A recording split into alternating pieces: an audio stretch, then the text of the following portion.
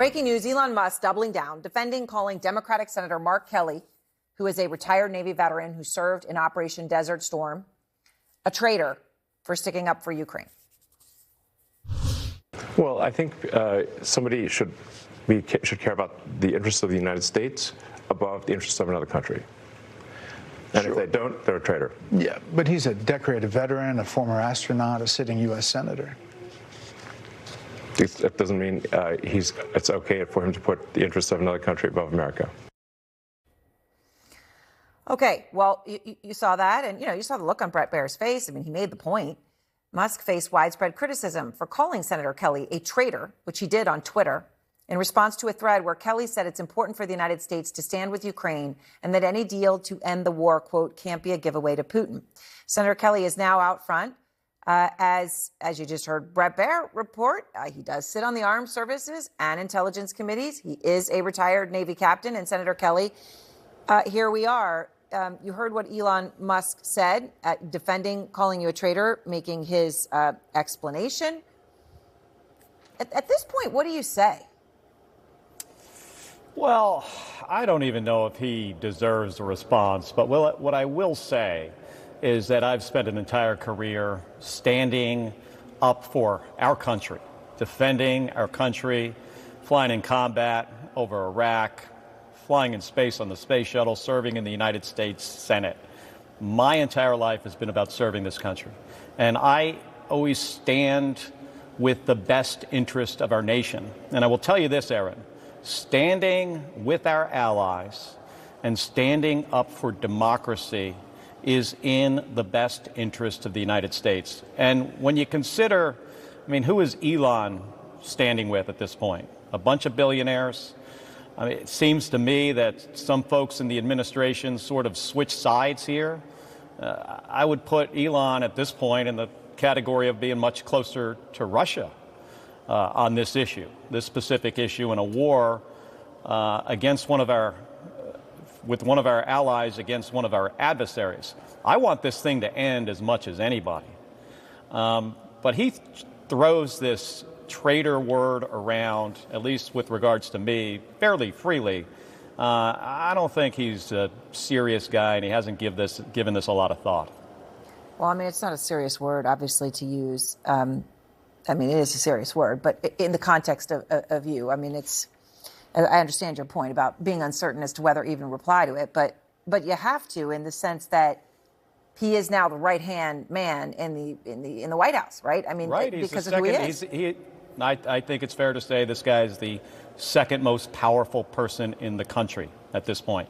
And he's firing veterans. He's randomly firing government employees who did not deserve to get fired. He calls Social Security a Ponzi scheme. He's trying to create some room in the budget to give a big, giant tax cut to billionaires and multimillionaires. That's what he's up to. And he's an unelected,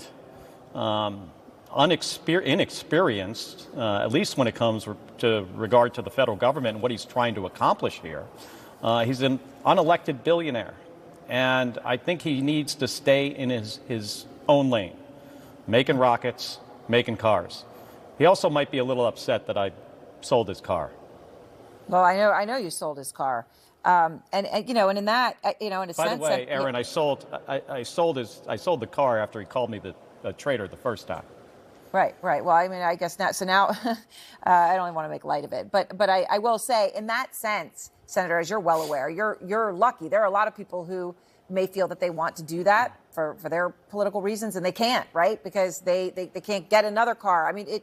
It puts people in a really complicated situation. Yeah. I want to ask you, in the context of who you are, your resume, your record, and the committees that you serve on, about that group chat. There, a federal judge ordered the Trump administration to preserve the app messages that they had sent about military strike plans. So it came around that they had to preserve them. Now, Russia's speaking out about that. To your point about Russia, here's what we're hearing from there. The main American scandal, Trump's national security advisor, Waltz, deliberately or accidentally, added editor-in-chief of the U.S. magazine, The Atlantic.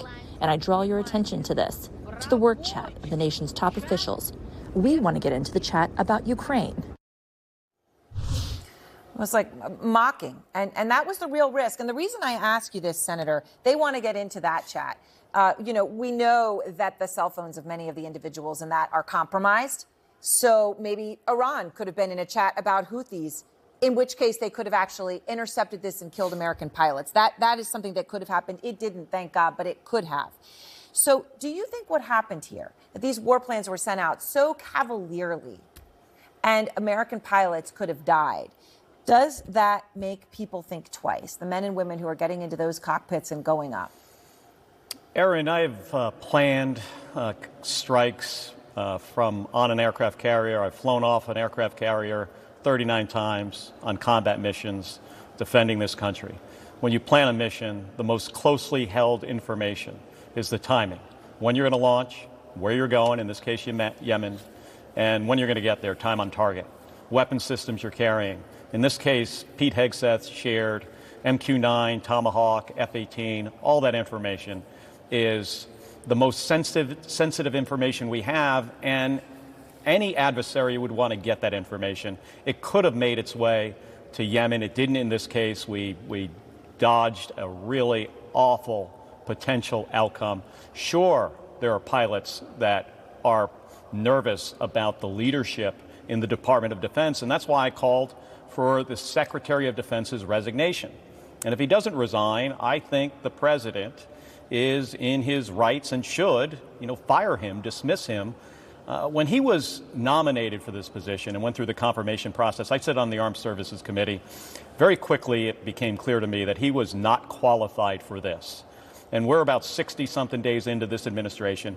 And when you put unqualified people in really hard jobs, you get a really bad outcome. And that's what we saw this week. Senator Kelly, I appreciate your time. Thank you. Thank you.